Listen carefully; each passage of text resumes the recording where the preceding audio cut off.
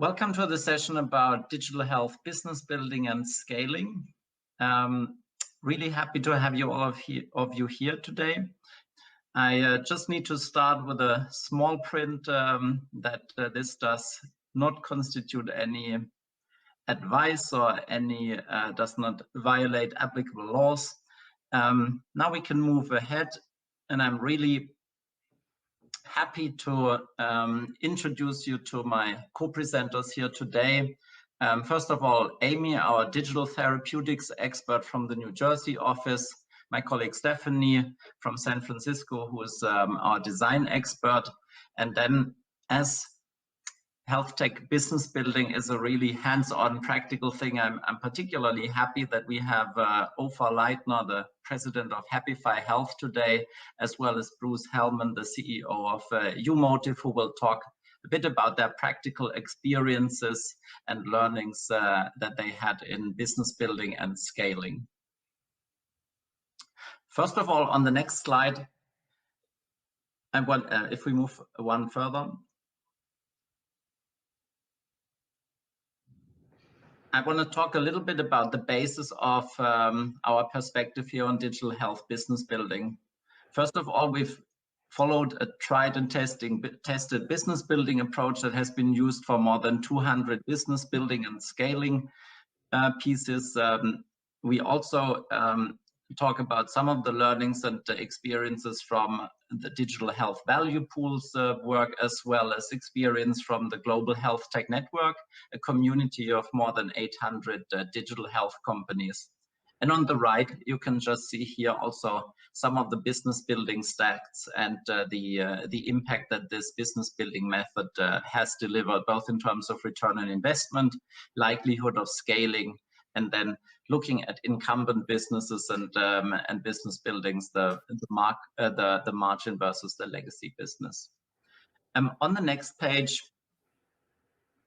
you can see that that business building is, of course, an important topic for both startups and incumbents. And while the startup tries to get to distribution, usually the incumbent tries to get to innovation fast. On the next page, we'll see that incumbents and startups, of course, have different advantages as they build and scale businesses. Incumbents have their existing customer base. They've got cash, balance sheet, brand, and subject matter experts that they can rely on. Startups, on the other hand, have rapid, agile ways of working, usually interesting culture, talent attraction, greenfield solution that can help them move faster than building it within a legacy business. And on the next page, we also see that they are often solving for different things. Incumbents often optimize EBIT, think very hard about market share. They have processes in place, technology in place, whereas then startup usually try to move fast, think about exit value, think about investors, and so on. Moving to the next page, I just want to share a little bit more around the incumbent view, because pre-COVID and now during COVID, business building has increased massively in importance for incumbent businesses. While pre-COVID, 35% of incumbent businesses said that business building is an important priority for them. Currently, 58% of incumbent businesses say so. And the most common reasons why they focus now on business building is new revenue streams. They see that customer expectations are shifting, and they are either within or preparing for industry disruptions. Moving to the next page. We see that incumbents in particular find business building usually quite difficult. Just going through the Fortune 100 list and look at all of the corporate business buildings that happened in the last 20 years, you can see that about 15–16% of them have really been blockbuster successes, and the remainder have been partial successes or no success. And a lot of you, of course, can recognize some of the common reasons for failure here. My favorite one is Killed with Love, Dragged Down by Bureaucracy, or also The Revenge of the Mothership, where the new business is actually then creating conflict between the legacy business and the new business. When we move towards digital health business building, of course, then things become usually even more complicated, because on the next page, you can see that digital health business building is then actually, in addition, also influenced by a set of country-specific conditions. For example, does this country have a digital health strategy in place that is driving digital health? What about the regulatory environment? What about the reimbursement for digital health? Then there is usually a big dependence on the technical infrastructure, so electronic health records, e-prescription, is that in place? Is that working in the country already? As well as then openness and willingness to use by both healthcare professionals as well as patients and citizens. That's just to kick us off, but now let's move towards the learnings, and over to you, Amy, to take us through this. In this next section, we will share with you elements to consider as you build a digital health business. And the basis of our perspective stems from in-depth research we've done with over 50 digital health companies themselves, as well as our experiences working with life science companies, venture capital companies, PE funds on digital health innovation. The next page, please. The building blocks that we've summarized are value proposition, robust and compliant products, delightful experience, proven value, scalable model, and talent and agility. And these tend to vary by customer type, as well as what the company's core asset is. As we walk through the building blocks on the next page, you will see that I will be joined by Ofer and Bruce from Happify Health and Umotive, who will share how they approach each of these elements in their respective companies. On the next page, we're going to move to the first building block, which is value proposition. There's a reason we start with this one first when we talk about digital health businesses. It's the foundational building block that everything else builds on or supports. For a business to be successful, it needs to be clear what it is offering, to whom, and what makes it different from the thousands of other companies out there. A few key questions to consider might be, what is the clinical, economic, or experiential unmet need you're trying to address? Or who is the customer or the full set of stakeholders, and what do they care about?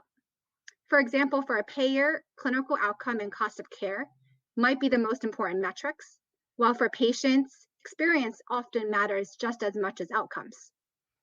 Other considerations might include, how is what you're offering different from existing alternatives? And how do you foresee adoption, and what barriers can you anticipate? Turning it over to Bruce, how have you approached the value proposition for Umotive? Great, thanks. This is a very important and interesting question that we've lived through at Umotive. Initially, we were focused on delivering for patients and clinicians in a provider setting, but our value proposition was somewhat unclear, 4 or 5 years ago. Where we focus now is capturing data for researchers, so engaging patients, some of whom you see on this slide here, to capture a lot of data about how they're feeling, their outcomes, their symptoms, and other clinical assessments, and use that to power research. Now, that's a very clear value proposition because it solves the problem for the researcher who needs the data, and it also engages the patient or the participant to be a contributor towards research. And I think over recent years, we've seen the real importance of being a must-have part of delivering a solution, rather than earlier on in the Umotive journey, we were somewhat a nice-to-have. So identifying something where you deliver real value, we've lived the experience of that being absolutely critical. Thank you so much, Bruce. The second building block that we'll talk through is creating robust and compliant products. And for this one, I will hand it over to my colleague, Stephanie. She'll walk through some of the critical elements to consider, and then over to Bruce, who will share examples from Umotive. So equally important to a clear value proposition is, of course, delivering on patient safety and thus regulatory requirements. And typically, a quality manual system covers the compliance needs. However, traditionally, that has turned the QMS to be considered as a cost of doing business versus an enabler of enterprise value creation. And in addition, within digital health framework, there's an inherent clash of divergent working methods and cultures, right? In technological side, it's used to work in an agile methodology, which is failing and learning fast in short sprints. The clinical medical approach is highly structured with very lengthy development phases, in particular in early R&D. So what we've heard from digital health companies, but also have implemented in our own processes, is treating quality and the quality manual system as an enabler to solving those challenges. So, for example, just like when building the patient-facing application, building the QMS from a design thinking, hence user-centric point of view. And because now the organization is considered a user, it also requires for the entire organization to own the quality. And one way of implementing is for combining, for example, the agile process documentation with design control documentation. And that is ironically something that has fed very nicely back into traditional medtech and physical product. Because compliance, though, is also now embedded within flexible, user-friendly, organically built, automated data collecting workflows. It also naturally fulfills the spirit and not only the letter of those regulations we talked about earlier. And that really creates the actual robustness, because now it can adapt with flexibility to constantly evolving and changing content. And now over to the true experts who have played in the sandbox intensively. Thank you for that. And I couldn't agree more that quality systems are not just a cost of business, they are actually an enabler, and designed and implemented well can certainly underpin and help the digital health product.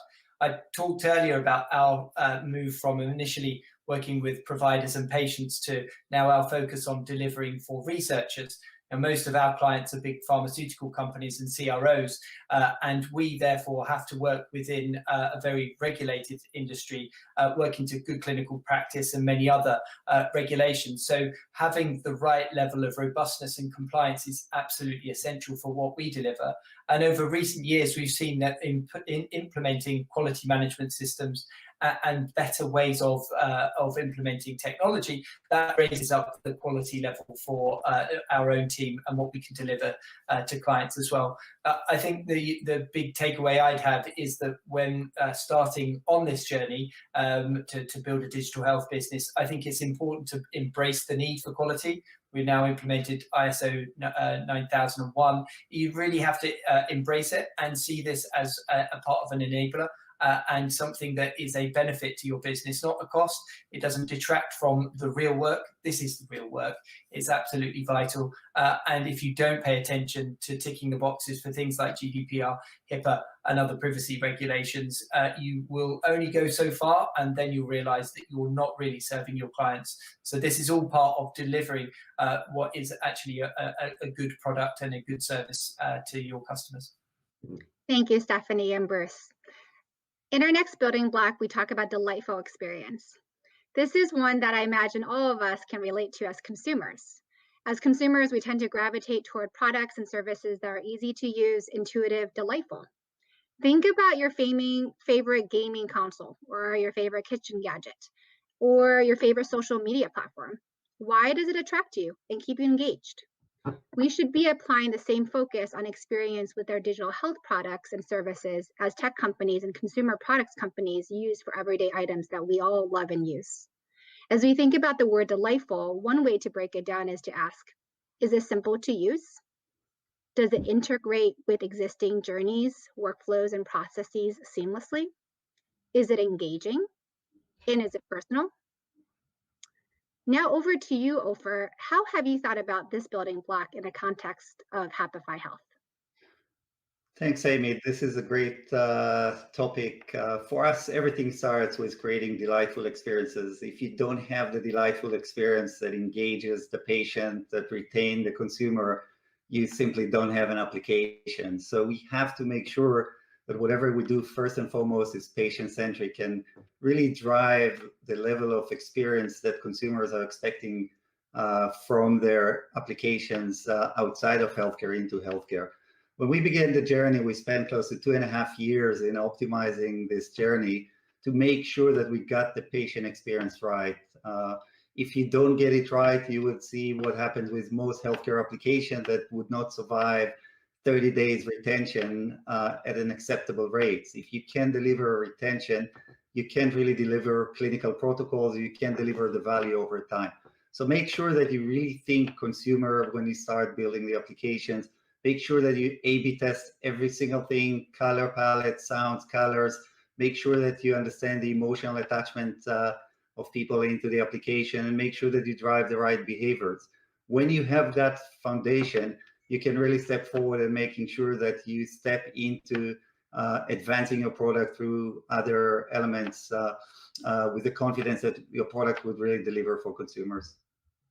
Thank you, Ofer. The next building block is proven value.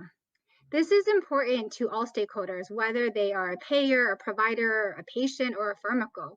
They want to make sure the thing works. In essence, this is the building block that shows customers your product or service actually does what you say it will. A few things to consider include what evidence would be required to demonstrate your value proposition? How can critical metrics be collected? How will these metrics inform the go-to-market model and strategy? If you go to the next slide, you'll see that we've listed out a few ways that we think about value for a digital health business. It can include improved clinical outcome, improved cost effectiveness or cost of care, or improved patient or user experience, as well as behavior modification. There are a number of ways to measure each of them. We've listed a few here. As companies think through these, it's important to consider how key stakeholders consider value and what methods they will look for to feel comfortable about the value of your business. Turning it back over to Ofer again, how have you and Happify Health approached this proven value building block? Thanks, Amy. As a multi-platform, multi-channel company, we really kind of began the journey of proving value by understanding on which value attributes needed to be validated according to each of the channels that we decided to take our solutions to market. The employers, self-insured employers may need certain set of outcomes. Payers would need a different set of outcomes. And as you go and make claims in more regulated territory, you need even more rigorous data. My only advice is start early. As soon as you have the product ready, as soon as you think that you nail the consumer experience, start generating evidence, whether that be a real world evidence first. This is something you can generate relatively quickly, then advance it into randomized control trial, then go and validate whether the clients and partners that you work with really see the outcomes that they're expecting to. If not, you're going to repeat this process. And generally speaking, I would say this is a never-ending story in digital health company. You continue to generate more and more evidence that strengthen the value attributes that you're claiming that you're delivering. Thank you, Ofer. The building blocks we've gone through thus far are all heavily focused on the product or the service. So what does it offer? Is it robust? Is it delightful? Does it have a proven value? This next building block, which is at the top of the pyramid, is where we shift to the commercial model. It's what we call scalable model. This element builds upon the previous building blocks and is visualized here at the top because in order to scale and to be, to grow the company, you really have to have a sustainable business model in place. Questions to consider may include, how will the value be generated or captured, and by whom? How will this solution interact with existing solutions and established players? And as we then go to the next page, we lay out a few questions as well as options to consider as you think through the economic model and go-to-market strategy. To be sustainable, a health tech company needs a business model that aligns the users, the payers, the revenue model, and a go-to-market plan. The business model, of course, can evolve as the company matures. Often the business model that a company starts with is different from what it ends up with a few years down the road. Turning back to Happify, Ofer, how is your company addressing the scalable model piece?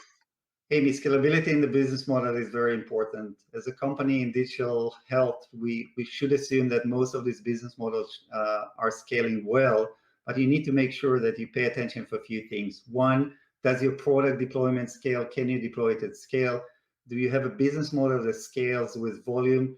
And can you start taking advantage of risk-sharing models where you basically say, I'm trusting my product to deliver the value, and able to capture disproportionate value of the risk as I kind of validate that I can deliver on the outcomes. At Happify, we have various business models that are attempting to go in different channels that we sell, and really go after the different models, anywhere from PMPM, PEPM, per engagement and per license, and really try to kind of create a portfolio of business models that are supporting our partner needs. The last building block is talent and agility, and it's there to support all the other building blocks. And that's why we have it a bit separate from the pyramid, but shown as encompassing the whole of it. No company can create what they aspire to create without the right talent in place, whether it's clinical expertise, tech, regulatory, or design talent. Agility is also important. It's rare to get things right the first time. It's important to have an environment in the company that allows for agility in learning and adapting from failures. Effective digital health companies are able to combine an agile culture committed to quality and the latest development practices and technologies. Bruce, how have you and Umotive approached the talent and agility topic? This is such a critical part of the model, and such a crucial building block here. Compounded or made even more important, I think, by the pandemic that we've all lived through now, because we're having to bring people into the team. We've expanded by over 50% during lockdown, and are hiring many more talented people into our organization. I think one of the biggest challenges for us in digital health is that balance of the very different types of people. The need for quality professionals, the need for salespeople, the need for developers, service delivery colleagues, and others, which is very different types of people that you need to bring together. I think for us, one of the key things is making sure that as you bring those different groups together, you unite behind a common purpose, a common set of values, and then understanding how what we're building together is making an impact and making a difference. So I think one of the real advantages that we will all have in digital health is that ability to focus people's minds on how we make things better for patients, how we make things better ultimately for health systems as well. And I think that's how we can get that right balance, bringing people together, working effectively, but united around a common goal. That helps it, makes it somewhat easier to recruit brilliant talent into the organization, and then to keep people running in the same direction as well. Thank you so much, Ofer and Bruce, for joining us. It was great to hear stories from the ground. And so this is it. These were the 6 basic building blocks of a successful digital health business. There's a lot more meat to this, of course, and we do have an article and more materials.